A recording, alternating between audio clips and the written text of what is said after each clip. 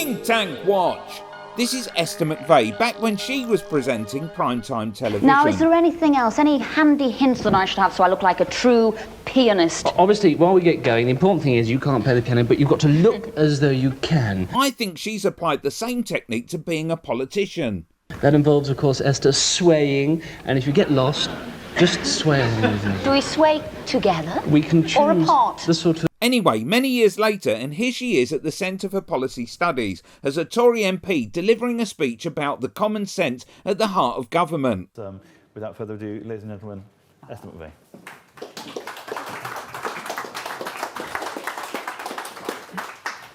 Ladies and gentlemen, it's a pleasure to be with you here today, and I would like to thank the Centre for Policy Studies for hosting us, and I'm delighted to share in this 50th celebratory anniversary year. Here's just a brief example of the type of common sense approach she believes in, managing to crowbar in phrases like utter madness, militant workers, and that isn't common sense, that's nonsense. We have even had some councils like the Lib Dem South Cambridgeshire paying their workers for 5 days a week for working just 4. Utter madness.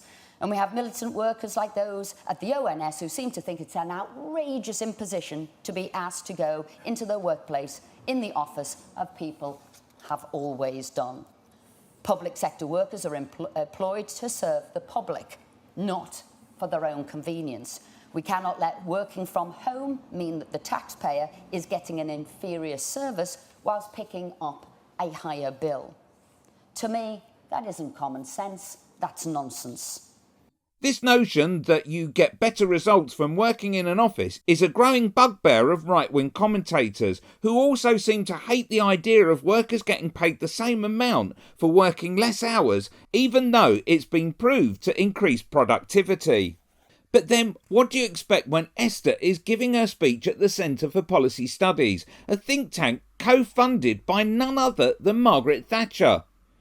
With the Centre for Policy Studies' belief in free market economics and the small state, Transparify, an organisation dedicated to examining the transparency of think tanks, ranked it one of 4 least transparent in the UK, as they refused to reveal the identities of their donors.